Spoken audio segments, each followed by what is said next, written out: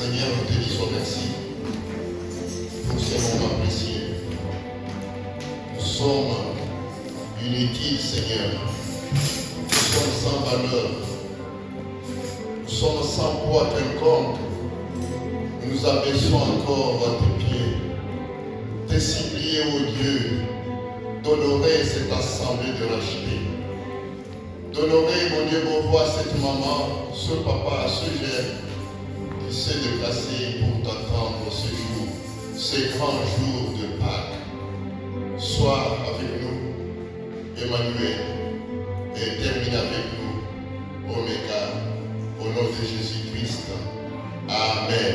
Amen. Alléluia. Amen.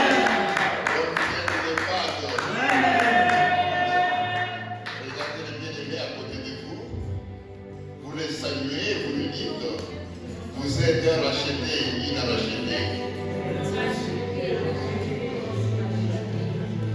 Amen, amen. C'est un grand jour aujourd'hui. Nous allons directement passer à la parole de Dieu. Nous allons lire dans le Nouveau Testament, dans la lettre, la première lettre de Paul à l'église de Corinthe. Nous allons lire au chapitre 5. Je crois que nous allons lire 2 versets. 1 Corinthiens 5, 7 et 8. Et nous allons partager la parole de Dieu pour terminer vite. Nous lisons au nom de Jésus-Christ. Faites disparaître les vieux levains afin que vous soyez une pâte nouvelle. Puisque vous êtes sans levain, car Christ notre Pâque a été immolé.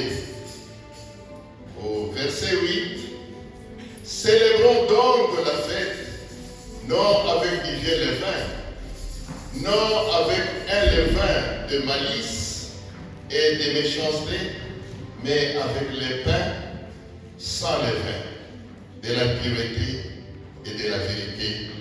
Amen. Amen. On peut acclamer la parole de Dieu.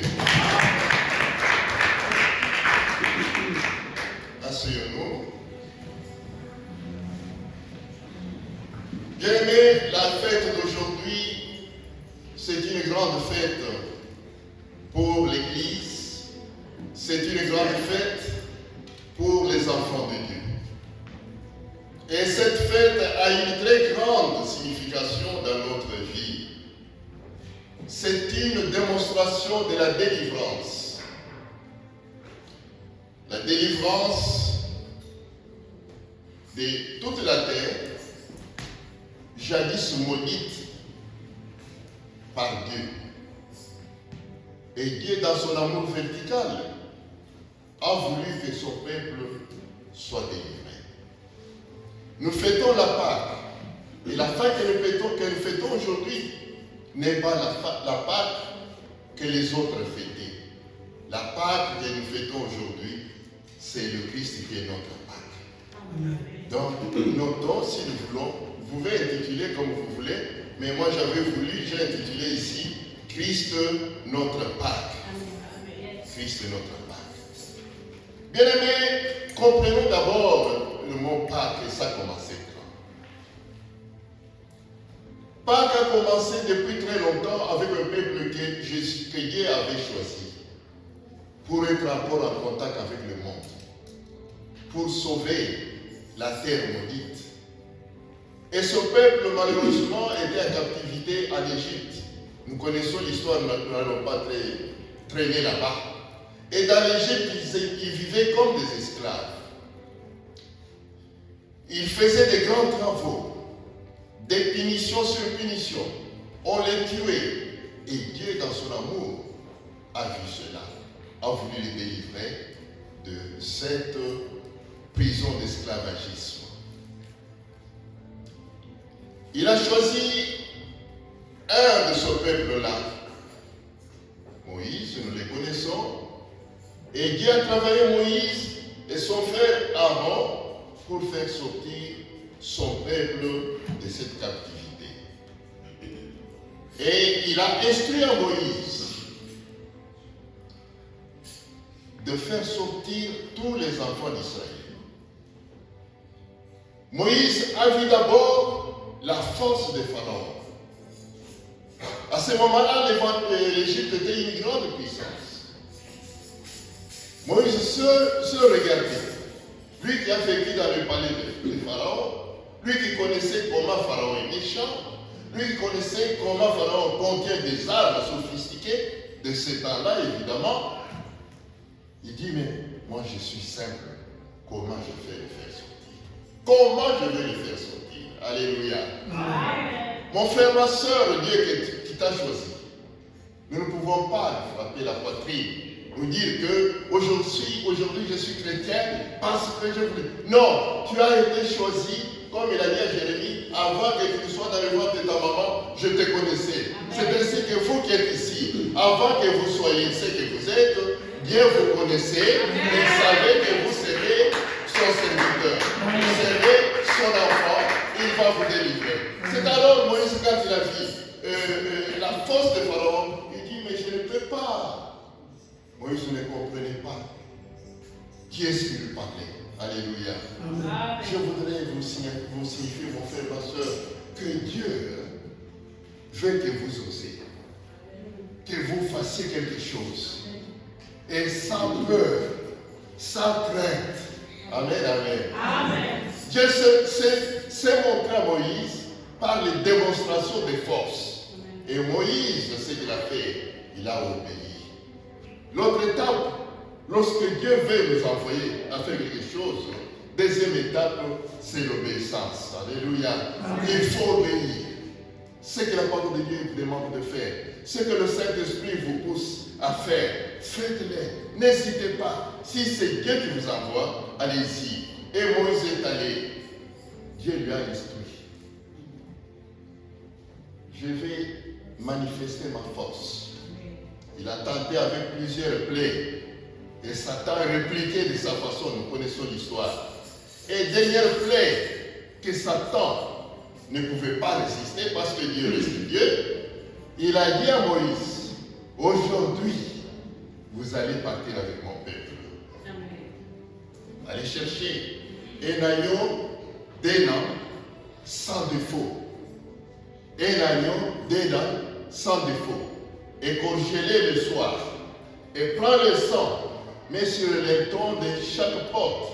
Chaque famille le fera comme ça. Et les enfants d'Israël ont fait cela.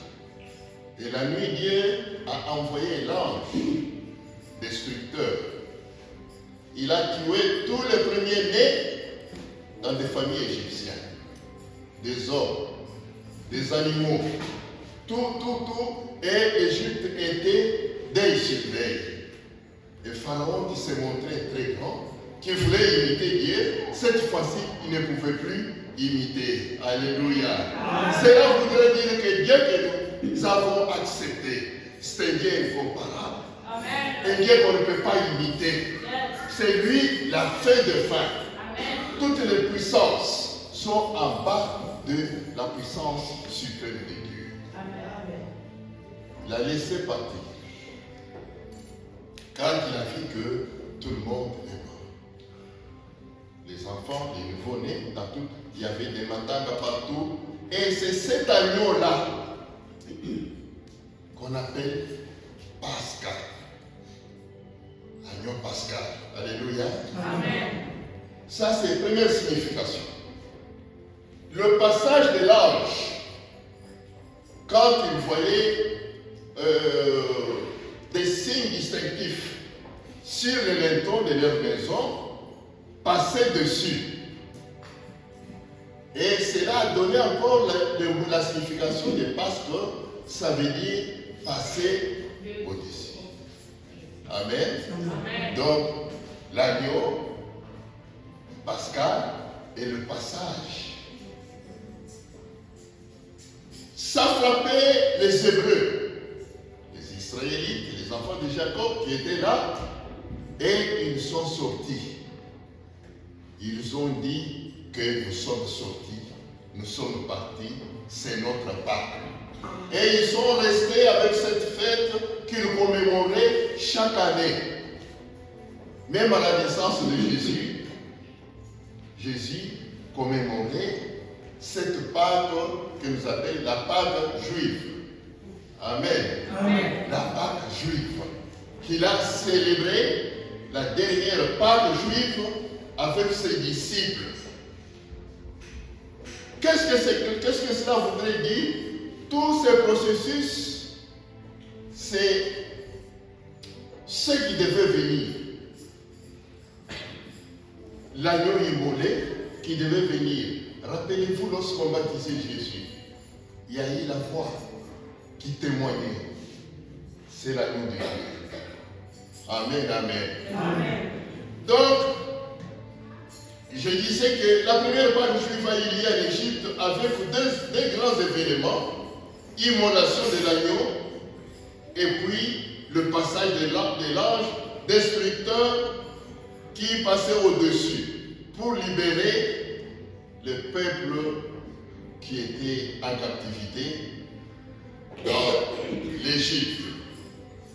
Et tout ceci, c'est l'accomplissement de la parole.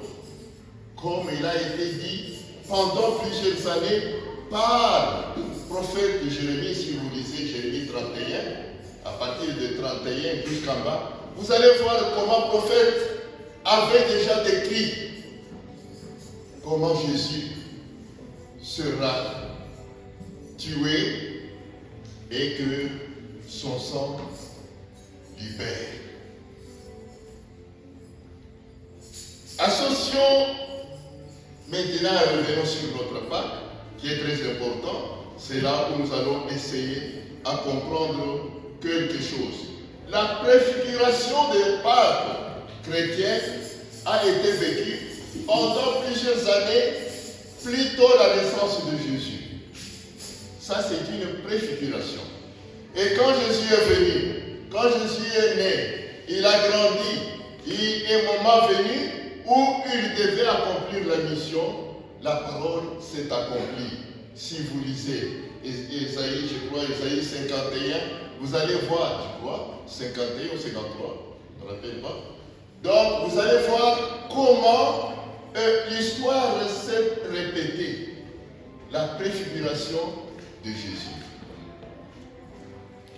Ici, on nous dit, nous devons fêter notre Pâques.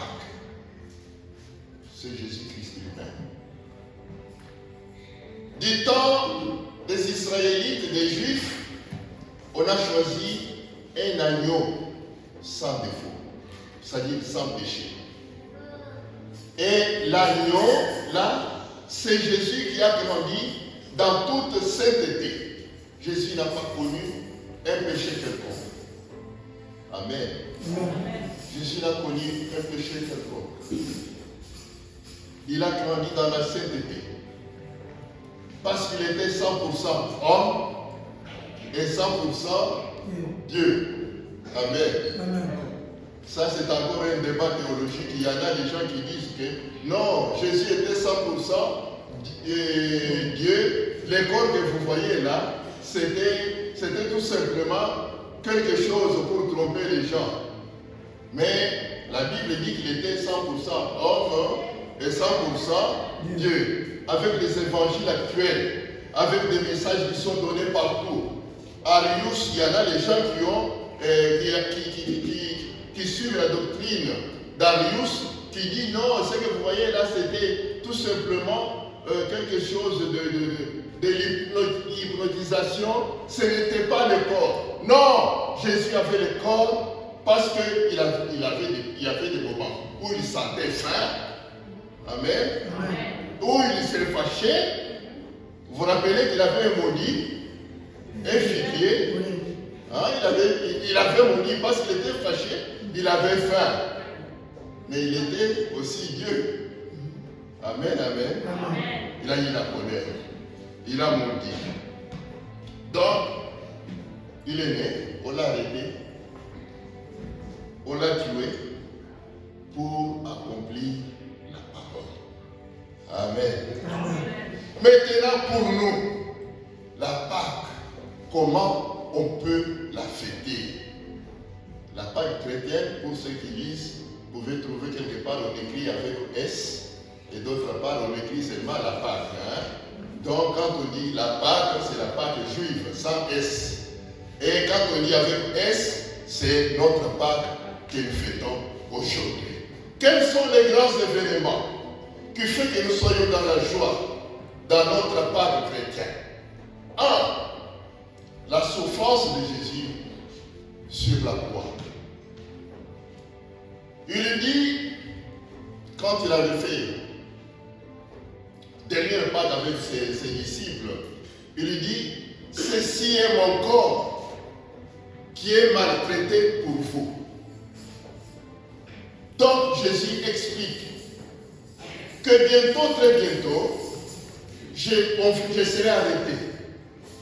On va me maltraiter. On va me blesser. Je vais mourir. Mais je meurs pour vous. Est-ce que vous comprenez bien les choses, n'est-ce pas? Ça dit que Jésus se substitue en nous. Il a pris notre place. L'endroit où nous on allait mourir. L'endroit où nous on allait rester dans les captivités de la puissance du péché. Dans la puissance du diable. Jésus a accepté de donner son corps à la place de mon corps. Vous m'entendez, peuple de Dieu? Amen. Donc, il est mort pour toi, il est mort pour moi. Quel est le premier avantage que nous avons pour la Pâque chrétienne? Premier avantage est que nous avons bénéficié le pardon de nos péchés. Amen. Nous sommes libres maintenant. Amen. Nous ne sommes pas sous captivité de péché. Depuis que Jésus est mort, tout celui qui a cru en Jésus, il a eu la puissance de dominer la puissance du péché. Vous savez, le péché, c'est toute une force. Je ne sais pas si vous le savez. Un péché, c'est toute une force. Ça peut vous emprisonner de telle manière que vous ne pouvez pas abandonner le péché. Nous vivons de ça. Hier, on causait avec une maman qui était maltraitée au travail par son chef. Et ce chef-là dit, moi je ne prie pas. Chez vous, ici, il y a des gens qui vous disent la vérité que je ne prie pas, n'est-ce pas? Oui. Je ne connais pas Dieu. Dieu n'existe pas. Voilà la puissance du péché. Et il y en a beaucoup qui sont là. Mais vous et moi, à cause de notre blessure de Jésus, à cause des souffrances corporelles qu'il avait connues, il nous a libérés de la puissance du péché. Amen. Nous sommes délivrés de la puissance du péché. Ça, c'est un. Deuxième avantage que nous avons dans la Pâque chrétienne, c'est le sang qui avait coulé sur Golgotha. La Bible dit qu'on l'avait tué avec la lance haute et le sang a coulé. On l'avait forcé, l'épine sur sa tête, le sang a coulé. Donc c'est ce sang-là.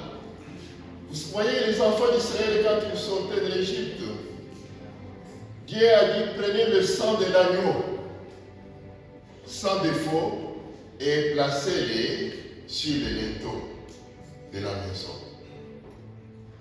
Et ce sang-là pour nous, pour notre Pâque chrétien, c'est le sang que Jésus avait fait couler sur Golgotha.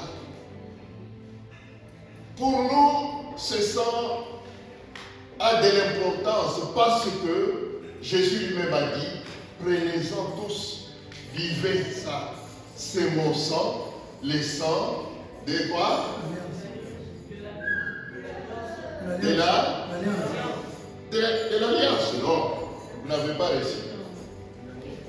Vous avez reçu, je peux vous donner 4 sur 10. Prenez, vivez, c'est le sang de la nouvelle. Alléluia.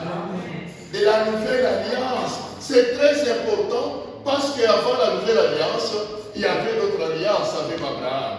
Il y avait l'alliance avec le peuple du juif, l'alliance de Sinaï. Il y avait des alliances et des alliances. Mais ça, c'est le sang de la nouvelle alliance, différent d'autres sangs.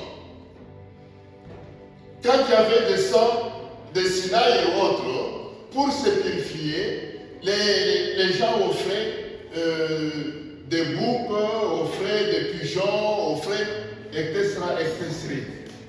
Mais aujourd'hui, du temps-là, c'est qu'il y avait beaucoup de riches offraient des boucs, des bœufs, les pauvres, des pigeons, des poules, n'est-ce pas? Il y avait des différences. Mais aujourd'hui, que vous soyez pauvre, que vous soyez riche, que vous soyez juif, que vous soyez non-juif, Jésus a fait couler ce sang et ce sang nous réunit de paix. Amen. Vous m'entendez, peuple de Dieu? Amen. Donc c'est ça, deuxième importance de Pâque chrétienne. La rémission de nos péchés et la nouvelle alliance dans ce sang saint. C'est un sang saint. Alléluia. Amen. Et ce sang nous purifie.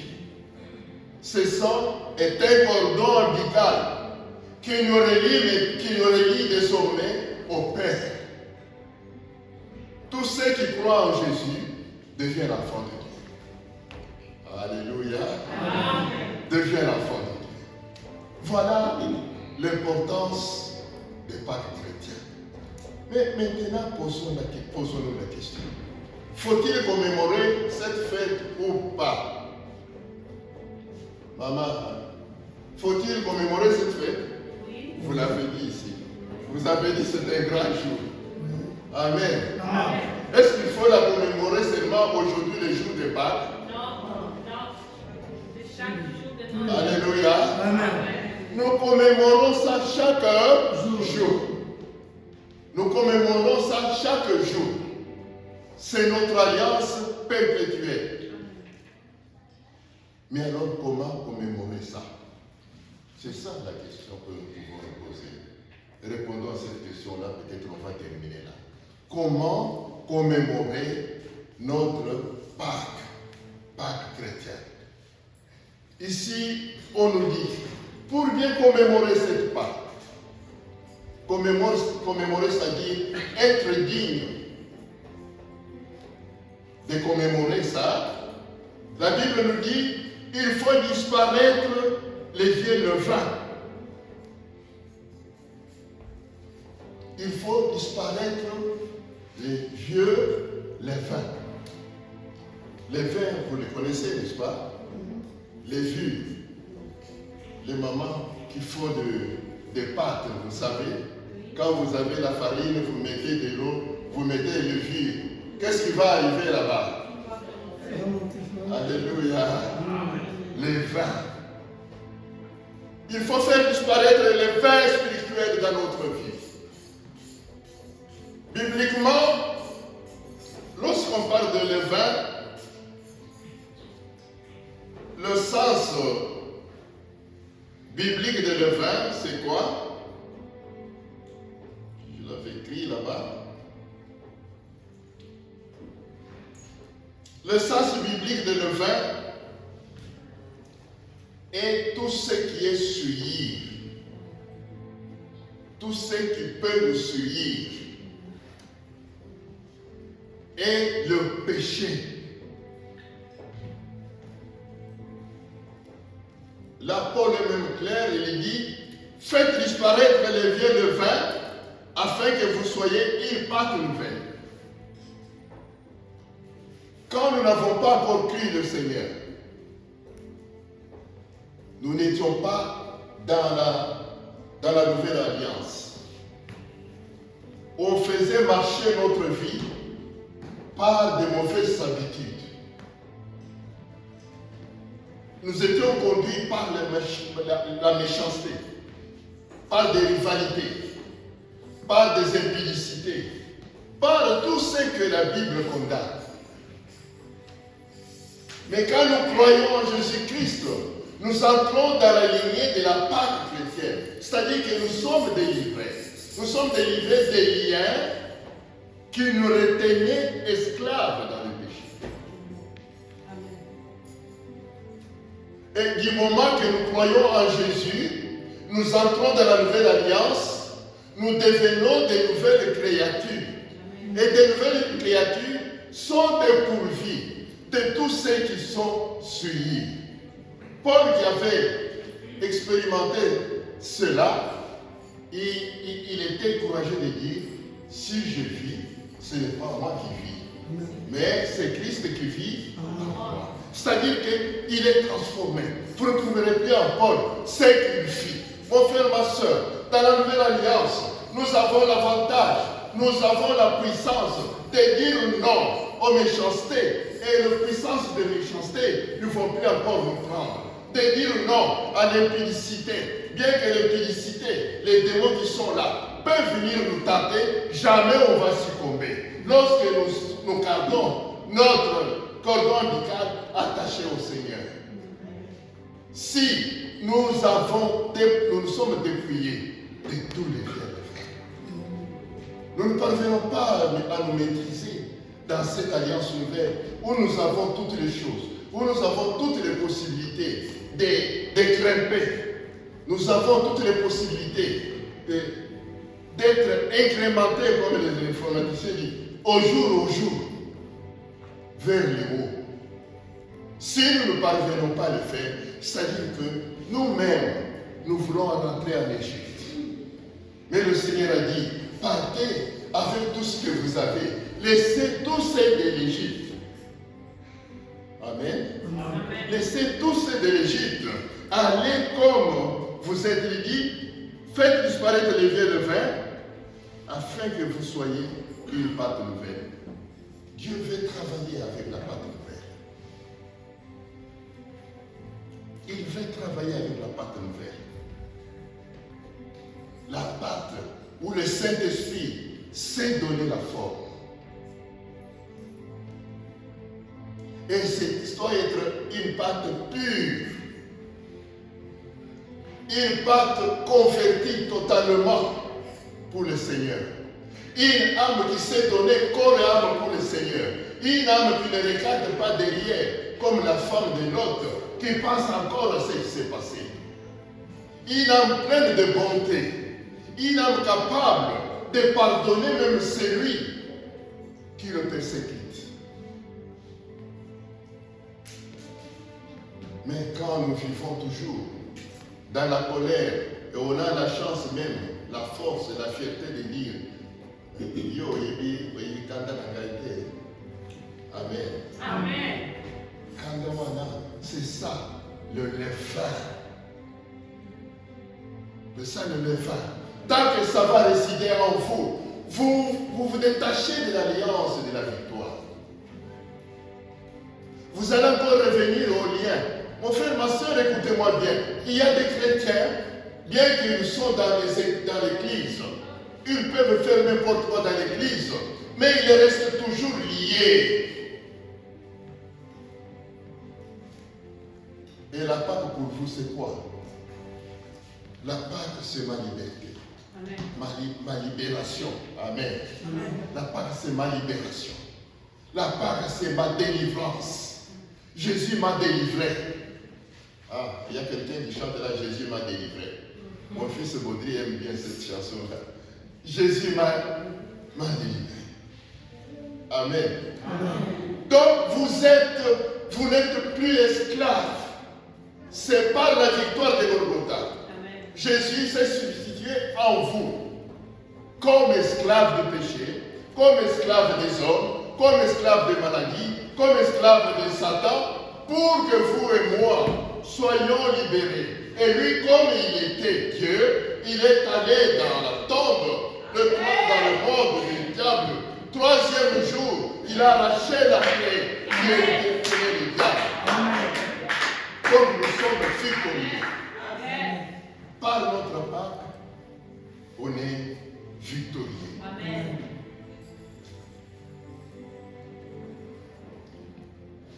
Car Christ, notre Pâque, a été immolé. Célébrons donc la fête, non avec notre colère. Amen. Célébrons donc la fête, non avec notre vie de mensonge, Amen.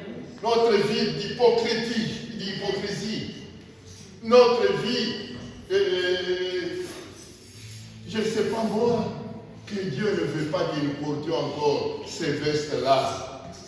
Mais qu'est-ce qu'il nous demande pour cette Pâque, mon frère, ma soeur? Nous voulons voir si nous voulons recourir à l'application de notre thème de ce mois. Vous allez voir que chaque dimanche, nous pouvons voir la main de Dieu. Si jamais, on s'est dépouillé de ces levains-là qui nous mettaient dans le lien du diable. La malice, la méchanceté, non, mais avec le pain sans levain de la pureté. Le Seigneur nous demande de la pureté. Amen. Alléluia. Amen. Le Seigneur nous demande de la pureté, mon frère, ma soeur. Il faut être pur, mener la vie de la pureté.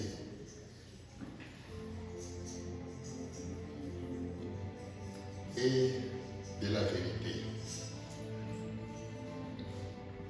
Qu'est-ce que la Bible nous dit?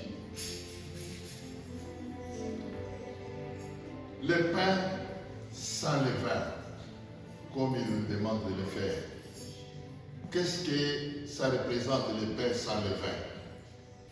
Dans la Bible, quand le Seigneur nous dit d'être le pain sans levain, le vin ici représente notre être, notre corps, notre esprit et notre âme. C'est-à-dire notre être. Alors, qu'est-ce qu'il veut quand il dit « Soyez les pains sans levain » Il nous demande tout simplement de nous séparer. Il demande une séparation. Il demande séparation à tous se racheter. La séparation avec le vieil homme. Le vieil homme. Amen. Amen. Le vieil homme. Mais malheureusement, nous faisons toujours référence à notre vieil homme. Non! Un peu sans levain, c'est-à-dire, vous êtes détachés. Vous ne vous attachez plus.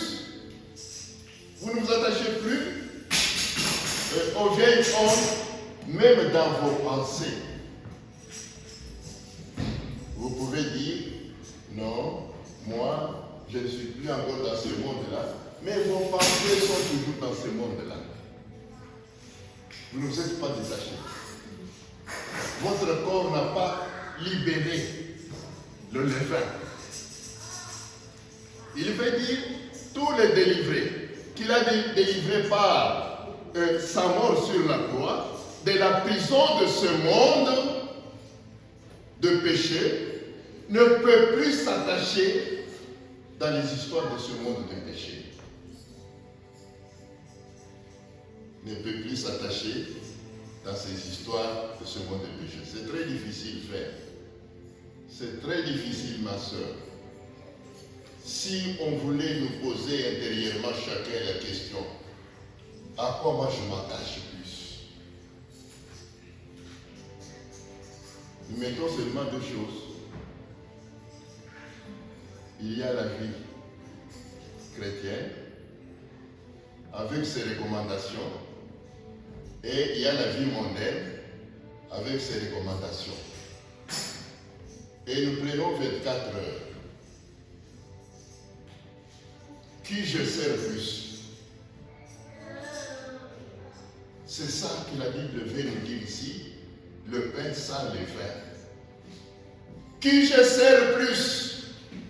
Est-ce que je me sers moi-même?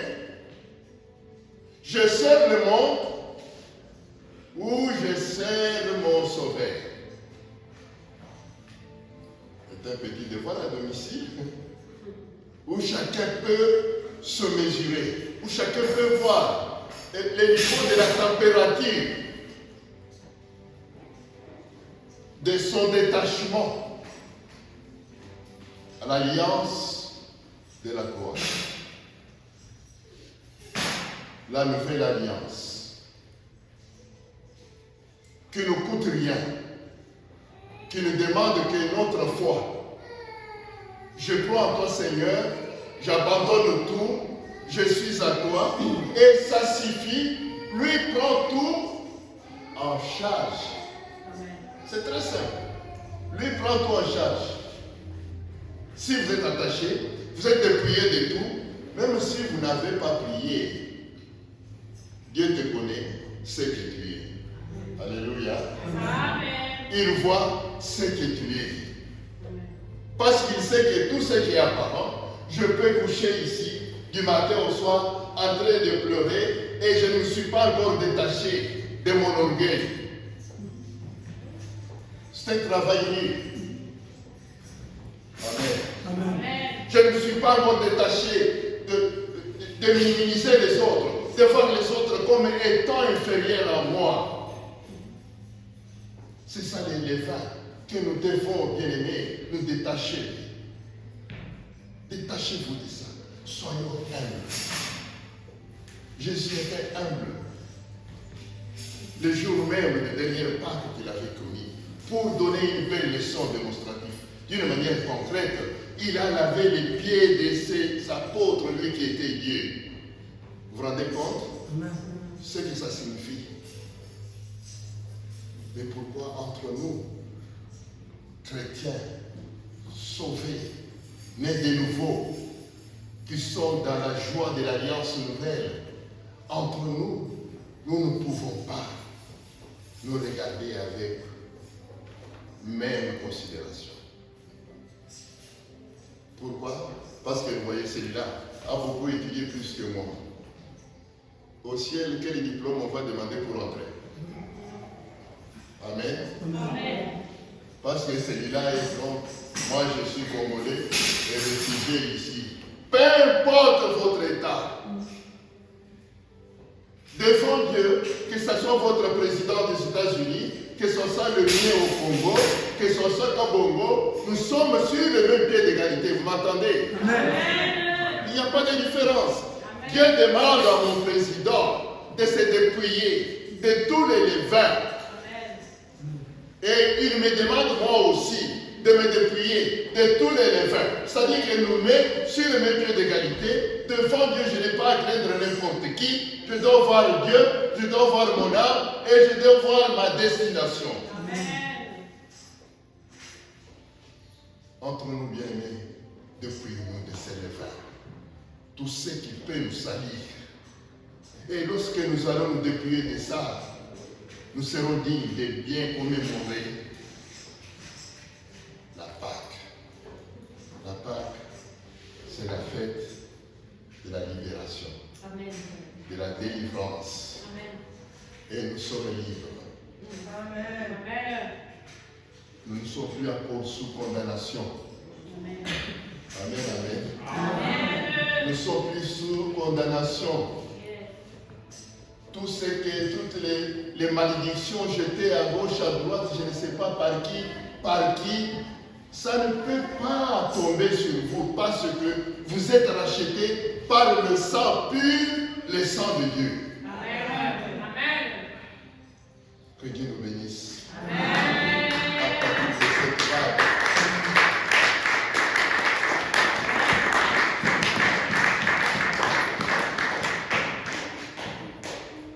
À partir de cette Pâque, que le peuple de Dieu racheté que nous sommes, par le sang de Christ, nous nous séparions complètement du monde pécheur pour se consacrer à notre Dieu et à notre Dieu seul. Baissons nos têtes.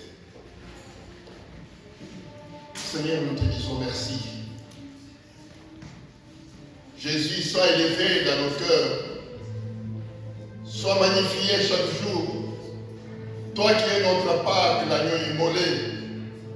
Toi qui as accepté à ma place de mourir pour que moi j'aie la vie. Seigneur, tu as supporté et tu m'as même donné la promesse que désormais par les meurtrissures que j'ai ici la croix, toi tu seras guéri. Oh, merci Seigneur. Merci parce que nous commémorons cet événement. Que mon frère, ma soeur qui m'a entendu ce matin, qui t'a entendu parler à travers moi, soit en mesure de se dépouiller de vieux levain et d'entrer dans l'alliance de la victoire, l'alliance de la délivrance pour ton nom et à ta gloire. Amen. Amen.